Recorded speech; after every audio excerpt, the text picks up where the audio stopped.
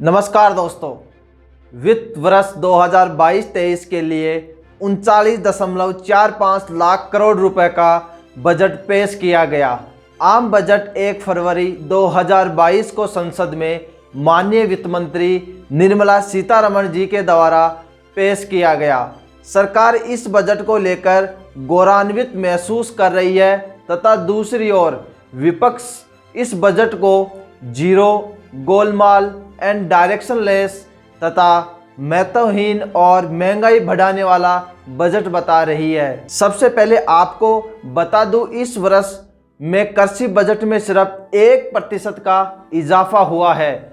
इस वीडियो में हम समझेंगे कि इस बजट में कृषि के लिए क्या क्या घोषणाएं की गई हैं। विस्तार से समझेंगे कि वास्तव में कृषि बजट किसानों के लिए एक कारगर साबित होगा या केवल यह दावे ही किए गए हैं, और जानेंगे वह कौन सी उम्मीदें हैं जो पूरी नहीं हो पाई।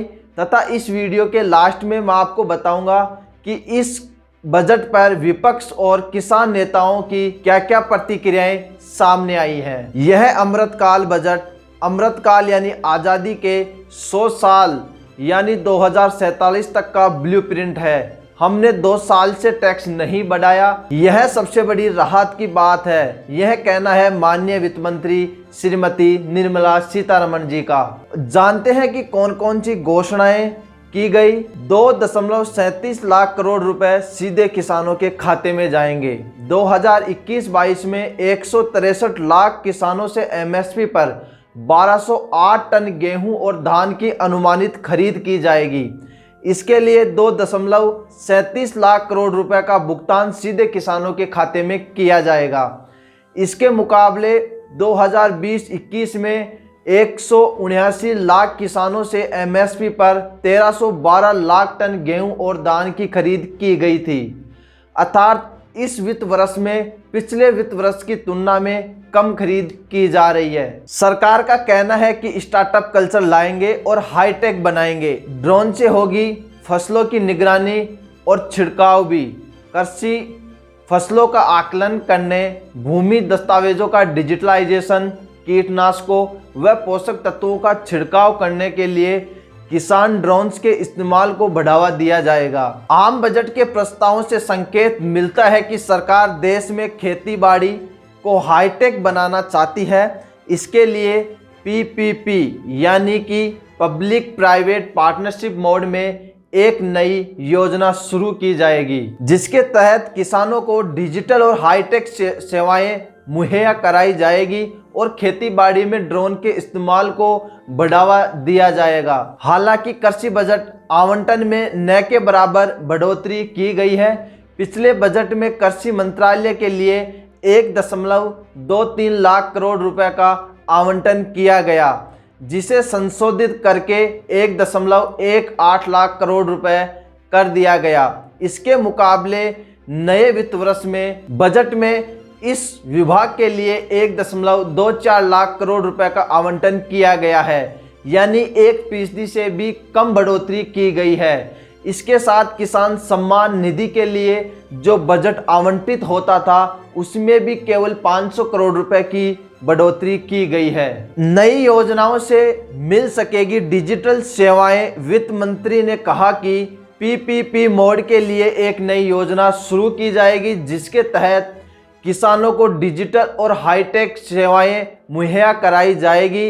इसके लिए सार्वजनिक क्षेत्र की अनुसंधान और विस्तार संस्थाओं के साथ साथ कृषि, निजी प्रौद्योगिकी कंपनियों और एग्री वैल्यू चेन शामिल होगी। गंगा किनारे की जाएगी प्राकृतिक खेती। बजट में प्राकृतिक खेती पर जोर दिया गया है। देश में केमिकल फ्री प्राकृतिक खेती को बढ़ावा दिया जाएगा। पहले चरण की योजना में गंगा नदी से सटे 5 किलोमीटर चौड़े कॉरिडोर के अंतर्गत आने वाले किसानों की जमीन को इसमें शामिल किया गया है। नाबार्ड से मिलेगी एग्री स्टार्टअप को फंडिंग। नाबार्ड की मदद से कृषि क्षेत्र में स्टार्टअप शुरू किया जाएगा। इसका उद्देश्य एग्री प्रोडक्ट वैल्यू चेन के लिए उपयुक्त कृषि और ग्रामीण उद्यमों से संबंधित स्टार्टअप्स की फंडिंग होगी। इस स्टेटस किसानों को किराए पर मशीनरी उपलब्ध कराएंगे और IT बेस्ड सपोर्ट मुहैया कराएंगे। अब जानते हैं उन उम्मीदों के बारे में जो किसान बहुत दिनों से लगाए बैठे थे और अभी तक पूरी नहीं हो पाई। सबसे पहले कीटनाशकों पर GST की दर 18 से घटकर 5% किया जाना। इसके साथ कीटनाशकों के टेक्निकल्स पर आयात शुल्क 10% से बढ़कर 20% करना। रेडीमेड फॉर्मुलेशन पर आयात शुल्क 10% से बढ़कर 30% करना। न्यूनतम समर्थन मूल्य यानी MSP को कानूनी तौर पर अनिवार्य बनाना। यूरिया के लिए नेशनल ब्यूरो ऑफ स्टैंडर्ड शुरू करना।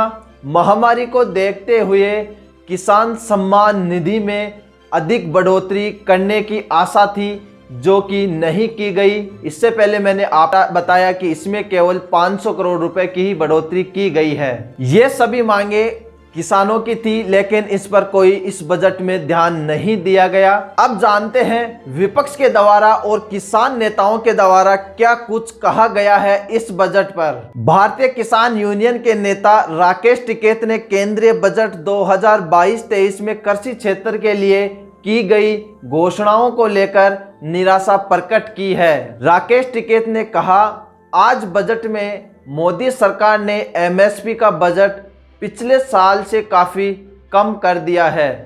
पिछले वित्त वर्ष 2021-22 में MSP पे खरीदी का बजट 2,48,000 करोड़ था, जो 2022-23 में बजट में घटकर 2,37,000 करोड़ रुपए रह गया, वह भी सिर्फ धान और गेहूं की खरीदी के लिए। ऐसा लगता है सरकार दूसरे फसलों कि MSP पे खरीदी करना ही नहीं चाहती। इसके साथ कांग्रेस लीडर श्री राहुल गांधी जी ने कहा कि सरकार गरीबों को और किसानों, MSME तथा मिडिल क्लास को रिलीफ देने में फेल रही है। इसके साथ उन्होंने कहा कि यह बजट जीरो सम बजट है। इसके साथ दिल्ली के मुख्यमंत्री अरविंद केजरीवाल ने 2022-23 के केंद्रीय बजट को निराशाजनक बताया। कोरोना काल में लोगों को बजट से काफ़ी उम्मीदें थी। तेलंगाना के मुख्यमंत्री श्री चंद्रशेखर राव ने केंद्रीय बजट को गोलमाल बजट के रूप में भी वर्णित किया, जिसने किसानों, श्रमिकों और आम लोगों को निराश किया। आज का बजट देखकर मैं पूरी तरह से परेशान हूँ।